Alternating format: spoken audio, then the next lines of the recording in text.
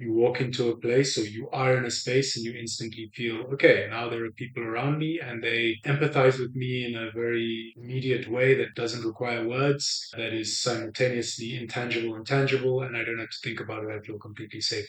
I've never had that. And so even in these relationships that are familial or band member relationships or even with intimate partners, there is always that difficulty to overcome. That sense of what we would ordinarily associate as being the pros of community being somewhat absent. So I've always felt like I have to do it myself. The feeling is always if I don't do it, it's not going to work. And as I've gotten older, I have realized more and more that that is a narrative as well that I've told myself over the years. And there are people that I can rely on for certain things, not for everything. And that's also fine. And certain people have certain roles to play within that like life community, if you will. So a mother has a certain role to play that has nothing to do with the role that my piano player in my band has. And to try and conflate those two things would be unhelpful.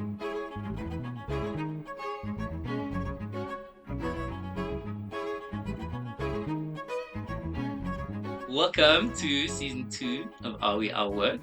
We are your co-hosts. I am Gimu Busielo. I work in public relations, and my wonderful co-host is... I am Nadia Patel. I am an artist. I'm a designer. Are we defined by our work? This is a big question. I think season 2 does a really great job of unpacking, on the one hand, our definitions of love and exploring the different formations that can take, and then tying that to different formations and definitions of work. So how season 2 is going to work is researcher Tiffany Ibrahim sat with a number of guests and spoke to them about love, about their relationships, how those intertwine, and the work involved in making those things work. So today, our episode is titled Emotional Imprint. And Tiffany sat with Vuma Levin, who is a guitarist, composer, and lecturer in the Department of Music at the University of Witwatersrand. He's also the winner of 2021 Standard Bank Young Artist Award for Jazz. He also happens to be responsible for the wonderful music you hear throughout season 1 and season 2 of Are We Our Work. Shout out Vuma. Shout out Thank to you Vuma for all the great tunes. And joining them was Colleen Balchin, who is a DJ, events organizer, and the co-founder of Pussy Party Productions. We love Pussy Party. As two people working in the music industry, Vuma and Colleen weave work, love, and frustration with passion, but also with a lot of vulnerability, and bring us into their worlds, a world, to be honest, that I knew very little about before listening to the episode. One of the interesting things about this episode, again, is it didn't take place in studio. We went to the home of the Johannesburg music scene, one of the OGs of the game, Kitcheners. Oh, classic. In Braamfontein. Tiffany really went to the source. In the daytime? I hope so. Well, otherwise the interview wouldn't have happened. After this wonderful episode, please do stick around. I will be sitting with Tiffany Ibrahim and picking her brain for some of her reflections. Cool, I'm really looking forward to listening to this. Me too.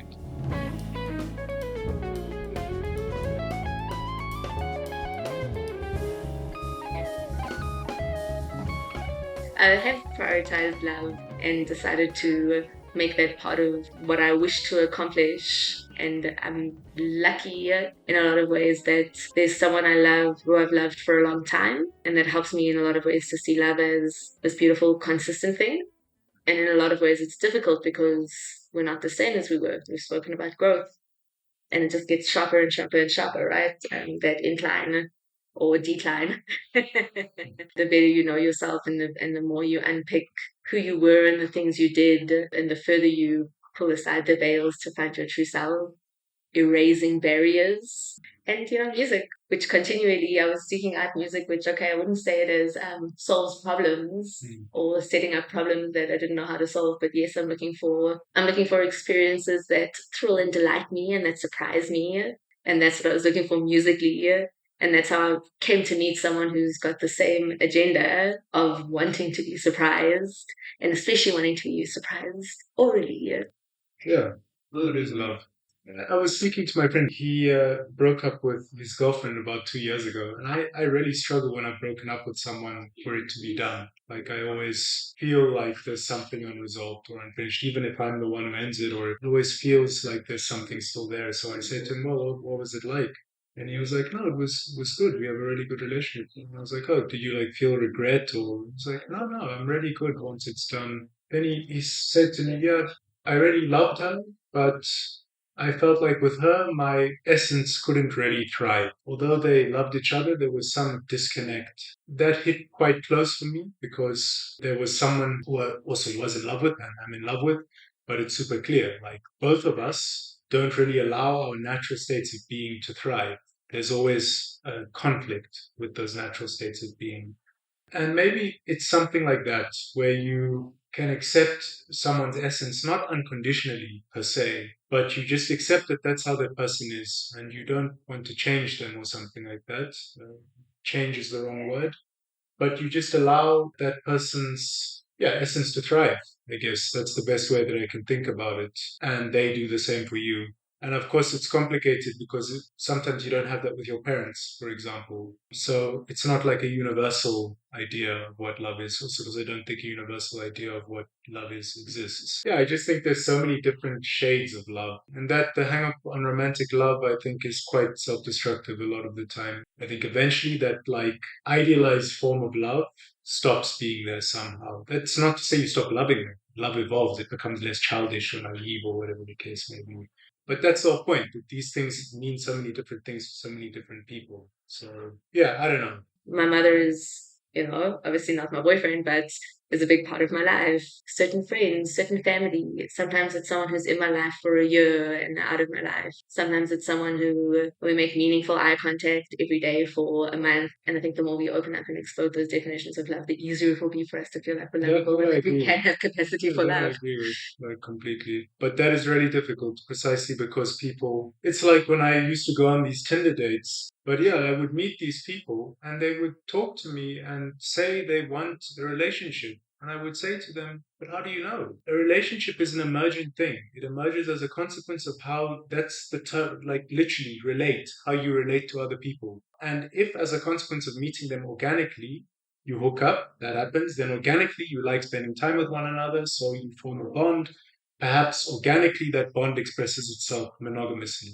Those are emergent organic outcomes that are as a result of you living. You don't come into a situation with that expectation. So that for me is a lot of the problem, that people, exactly that, they have labels around particular situations and expectations around those labels, and then it becomes a prison to that. And I've never actually met someone where it felt like, okay, this person understands that it can't be fixed like this. It's not possible because I have no idea. So when they're saying to me what's happening here, I can't say to them, this is what's happening because I don't know. I can tell them what I feel in that moment and what feels natural and good. But I never want to be the type of person who makes a commitment and then ends up hurting someone because I'm not able to stand by that commitment. So I think that that's by and large what I struggle with committed relationships. And I think that most people are not like how you just described. I think that's very rare. I agree. Relationships are like I'm working. Using all our pop psychotherapy Instagram slides. And sex? Like, how do you think sex complicates relationships? Or uncomplicates? Or simplifies, exactly. What role do you feel like sex plays between people? In a way, it's a very pure form of communication. So if the communication around that is relatively uncluttered, then that can be a very powerful tool of communication. The more cluttered the communication is around it, the more complicated sex can make the relationship, because now you're communing in a way which feels very pure, but actually your understandings are not pure. Your understandings are complicated. Now you're falling more in love. Meantime, love was never on the table. Now you're trusting someone more. Meantime, they were never trustworthy. Which is why we choose to be on the dance floor with each other. Which is a different kind of sex. It's a different kind of physical communication. It's a different kind of uncomplicated communication, which does feel good, right? It feels very good and very natural for your rhythms of your body, which are obvious, to you, to be mirrored around you. And there's a lot of satisfaction that comes when something which is true to you is true to someone else. What I like about that is how fleeting you allow the feeling to be. It's not trying to cage it and imprison it. It's just expressing it, acknowledging it, and letting it move on with the next song. Unpicking those hard definitions of it's this now and it's this forever. Right. And what about Johannesburg more broadly as a place to receive your music? Or what's your relationship with the city like in terms of your tool, your... For what we do here at Kitcheners, like nightlife and club culture is not seen as culture. It's seen as by our conservative masses as like bad stuff. And also now you guys are signing alcohol and there's the sin tax, and so you make a lot on alcohol. So there's no sense of like community care, or there's very little cultural care, maybe in South Africa in general, maybe in geography. There's very little cultural care for stuff which is more forward thinking than retrospective and historical and nostalgic. There's now care that we're beginning to amass for like artifacts and history. Yeah, so it's kind of like the big hands that are shaping the space are landlords and private student accommodation. I think the cultural things that happen are happening grassrootsy, but all that, like the orbit. We as a creative community couldn't sustain the orbit. Yeah, sure. We as a creative community can't really sustain Kitcheners at the moment.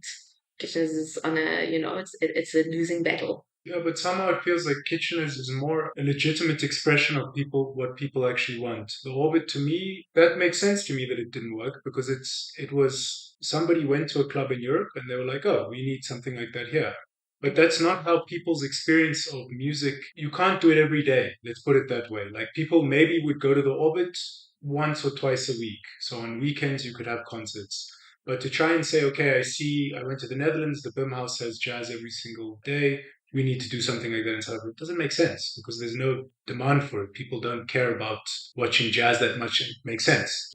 For me, I've never considered, more so now, but for me, music has always been about satisfying my intellectual curiosity. Does this tie back to the question about how much space Joburg has for your music? Yeah, exactly. I have been listening to people who are deemed successful in the jazz scene.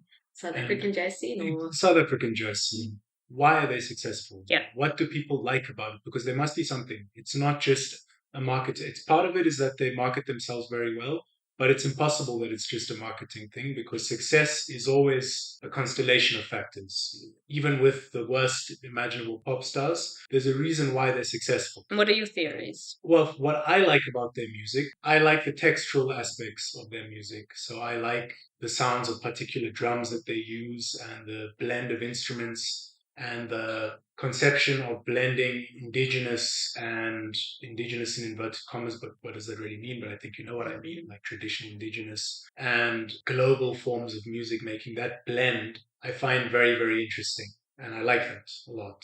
For me, the thing that I need to enjoy music or any kind of art is a sense of surprise and intrigue. That if I don't have that, then it does nothing for me. And that doesn't mean complexity, because, for instance, Tom York just recently released an album now with a new band. There's nothing harmonically, rhythmically complex about that music, but it moves me profoundly because texturally I find it very surprising, and the blending of instruments and electronic texture, stuff like this, it's intriguing to me. So as long as there's that intrigue that then resonates with some deeper emotional memory, then I'm into it.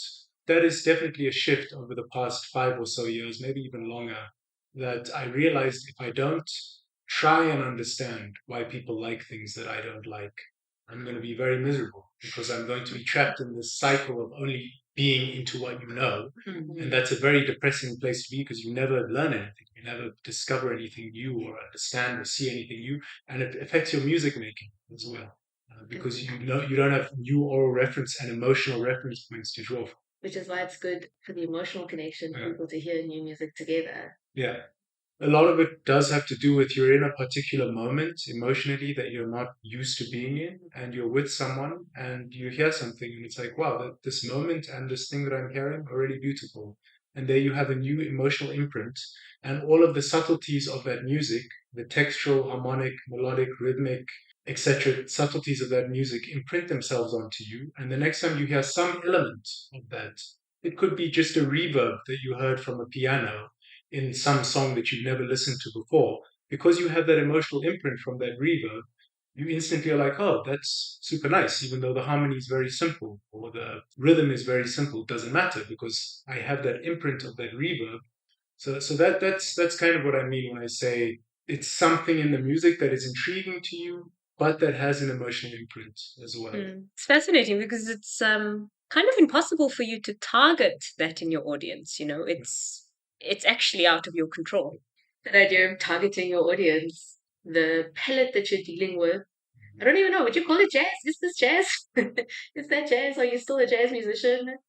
I don't know. Don't really. Yeah, probably it's the closest thing, but no, it doesn't really sound like, especially the new stuff that I wrote now. It does sounds maybe more like classical music or new music or even pop music sometimes.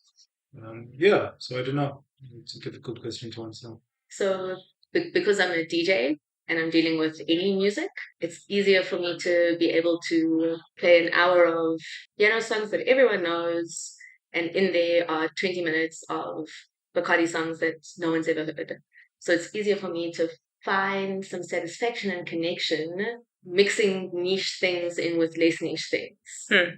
Why I'm also looking now or thinking a lot about licensing laws and asking questions like, where would you go and party, is because I no longer want to work for a landlord's. I'm at this point where I don't have a boss. There's people I work for and there's people I work with, but I don't have a boss. So why would I take everything beautiful that I do and give it to a landlord?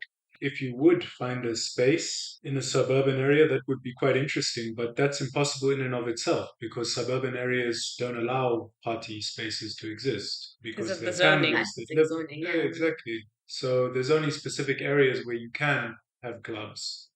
Was it the right decision to leave Joburg for the amount of time that you did? Yes, absolutely. That was 100% the right decision. I was not well when I just finished high school. I was really not.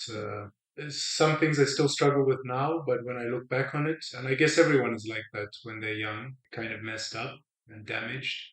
And that was very much the case. And the only way of resolving those, well, there's several ways of resolving it, but for me, leaving first Pretoria and then Amsterdam helped in its own way. Of course, staying here, I'm sure I would have found a solution as well because I have a very supportive family structure, stuff like that. But leaving definitely helped.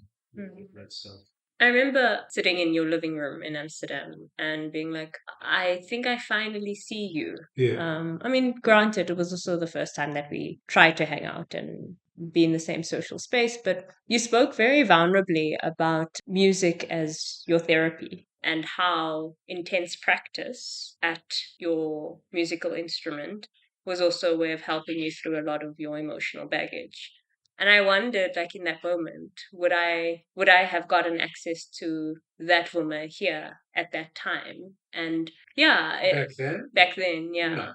no, because I wasn't aware of this stuff. So yeah, I just wasn't as aware of my own internal contradictions back then as I am now. It took really a lot of work to figure that stuff out. Really a lot of realizations. I mean, I'm still not really capable of being in a relationship, but before I didn't understand why. So I would be with someone for 6 months, and then something internally would happen inside me where I would really dislike being around them, and I wouldn't really understand what was happening. And it took me a long time to actually understand something as basic as a person may look a particular way that's very nice, but actually you don't like them. So they may be super beautiful, but like they suck for you as a human being. Something as simple as that, because I was so focused on if I am seen with the most beautiful person in the world, then other people will think I'm beautiful, you know. For example, that's just a crude example, but like stuff like that, I had to go to psychotherapy to understand, oh, I actually don't like this person, and that's why it turns out that I reacted this way. Or I have very great difficulty being close to people. So a way of coping with that is by subconsciously creating mechanisms of pushing people away. So being annoyed at someone is a way of pushing, like fixating on something that you don't like about someone is a way of ensuring that you never really get close to them, for example. And all of those things really required being alone and feeling alienated and almost getting to a breaking point so that then you have no choice but to confront them. And that was only possible by removing myself from the comfort of being in Johannesburg, in a sense. So no, I don't think he would have had access to that. And I think probably the previous version of myself would have been more preoccupied with trying to get you to be attracted to me than actually trying to understand you or get to know you, or not even because I want to do, just because it's important that sexual desire is there, because then I know you value stuff like that. So it would have been impossible for me to just have a conversation with you, because it would have, the pretext of that conversation would have always been, can I get Tiffany to find me desirable? So yeah, a lot changed in that time for sure. Yeah. So, on the hand of leaving home and not leaving home, one of my theories, my brother was the oldest child. My brother dealt with the brunt of my parents. It's right for him to not be here now, for me to be the one who's the primary child to my parents. My feeling is that he is more free because I'm here, and he did do that for all those years. There's not necessarily loving relationships between all parents and children, but when there is that love, knowing that certain bases are taken care of, you can feel more free to forget. I'm grateful to be able to provide my brother with a mediocre of peace, knowing that there is someone, if something happens, you can call me, I'll be there in 30 minutes. And I know that my brother would have worried. Everyone's traumatized when they're younger, right? Or something like that. You said everyone's in pieces when they're younger. Some people are still in pieces, and some of us are working to put ourselves back together. And that allows us to look back and say, oh, I was in pieces then as a teen. And I can say that because now I know I'm putting my pieces back together. That's a really nice segue into the history we all do share. And I wonder how you think about that time of your life, puberty and adolescence and high school. We have the privilege of looking back. Do I remember? Do I remember it clearly? Because part of trauma is blocked memories, right? I'm taking the hypothesis that everyone's had traumatic childhoods, because birth is traumatic and life is traumatic and the world is fucked up and children are vulnerable and they suffer. Of what I remember, what of that is real? I have a very idealized memory of high school. That really felt like a second home space for me. I really have these pleasant memories of being a teenager, and of course, they're not real because a lot of things were very, very difficult and very unpleasant, like not being self confident in general because of very subtle things in my familial upbringing. And then, on top of that, if in your years of when you're being sexualized, so to speak, you feel as though people don't like you, which wasn't true because I had girlfriends even though I was overweight, but I still had this inherent feeling of being lesser than the people around me, and weight became a manifestation of that thing in the outside world. So it became a physical thing that I could tie that insecurity to. I think in the 90s, I think it has changed more recently. There were certain golden standards of beauty, and this was all we saw. But I do think weight, particularly at that time, is because there was a very monolithic way of saying this is a beautiful person. Yeah.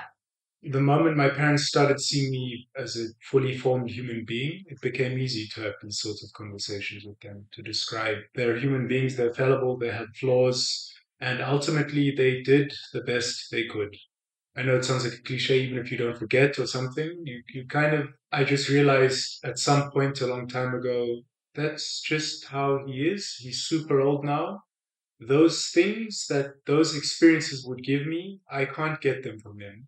So I have to get them somewhere else. I can get other things from him, great, beautiful things from him. He genuinely has zero sense of contradiction about the fact that I study music. So he's a very loving, supportive man.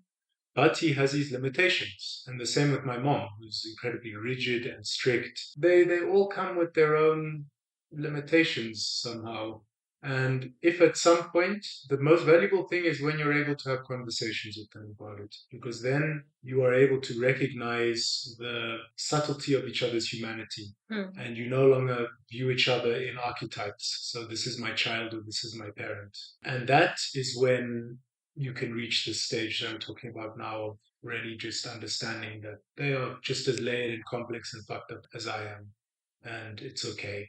You can get the stuff that's lacking from them elsewhere or not as well. Maybe you'll never get it. Then you have to make peace with it. It's painful, but at least you know. Also, you realize that there's so many things left especially if you open up yourself to the power of relationships with people, because they show you new possibilities. It's this thing I was saying earlier with music. The more you expose yourself to situations that are novel and unfamiliar, the more you realize that there are possibilities in life that you didn't conceive of. If you stay in your own bubble, you're only able to conceptualize inside of what you know.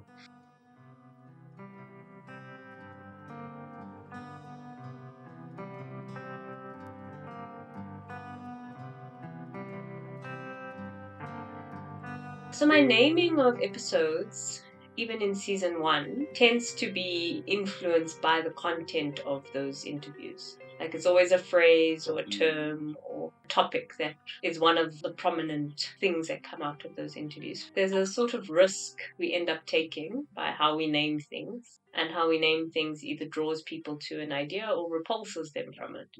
Anyway, so with emotional imprint, it helps me understand why there's some things in life you just can't forget, why you feel so close to an experience that you think is a new one, but is resonating with something you feel familiar with already.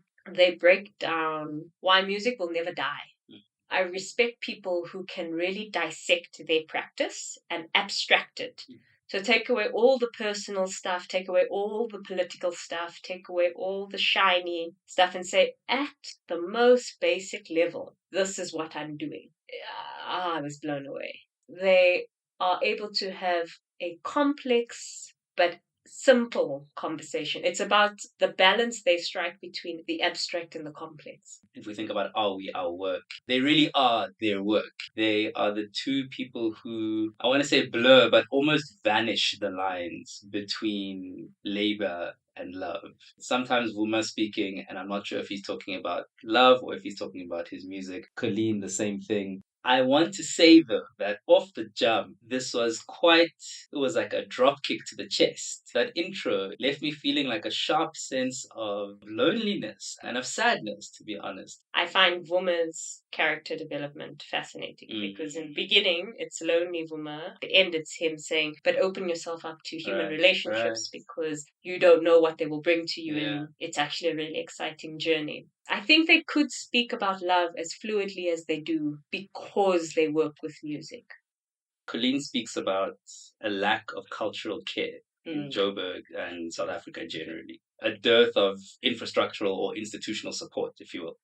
The way we live in Johannesburg is that our nightlives take on underground natures, and that's often where we tap into the worlds that people like Colleen are building and maintaining. But what that also means is state officials can turn a blind eye to it. People know it exists. They would rather turn an immoral blind eye towards it, let it happen in whatever shape or form it's happening, wash their hands clean of it and say, well, we didn't endorse it in the first place. So there's that. Why else do I think that there is a lack of cultural care in South Africa or Joburg? Things are siloed. It's like the idea that that is the state / the government, that is the academy / the universities, this is the street life. I don't really see that many connections between them. So I don't think we're talking across disciplines enough or meaningfully enough. Music is a tricky one because there's this big gap between extremely talented, unrepresented cultural workers and then those who are represented in the formal space and in the elite spaces and are given the privilege to make this their livelihood with extended margins of profit. So maybe part of my point is it's how the cultural world is either inculcated by the hands with money and the hands that can represent you and build you these formal networks that then propel you into becoming a global artist, or you are just left to fend for yourself, build a cultural community around the things you're passionate about on the losing side of the battle. They're getting trapped in the bigger nets of capital.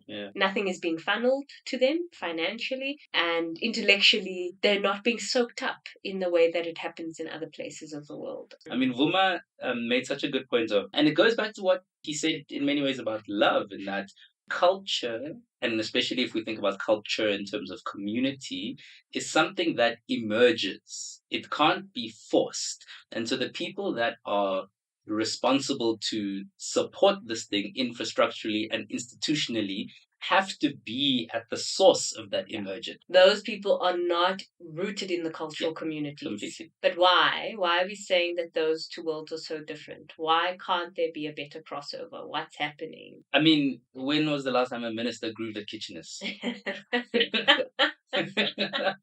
At just a very base level, you know? You know, I really like Colleen's mission to nurture creativity. If you want to become a DJ, or if you want to be exposed to DJing, to a space of expression, if you want to be on the dance floor, they weave into like place, politic, culture, and love. It created a different world for me. I felt transported during my interview with them. And that's ultimately what you want, a parallel universe to be built. Yeah.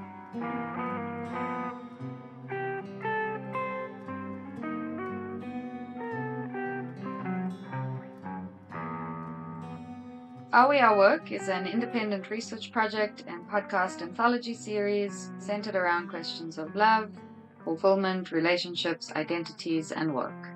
Co-hosted by Nadira Patel and Kimombo Cielo. This episode was produced and edited by Tiffany Ibrahim, sound design by Joao Orekia, music by Vuma Levin, illustration by Softwork Studio, and web design by Sky Quadling.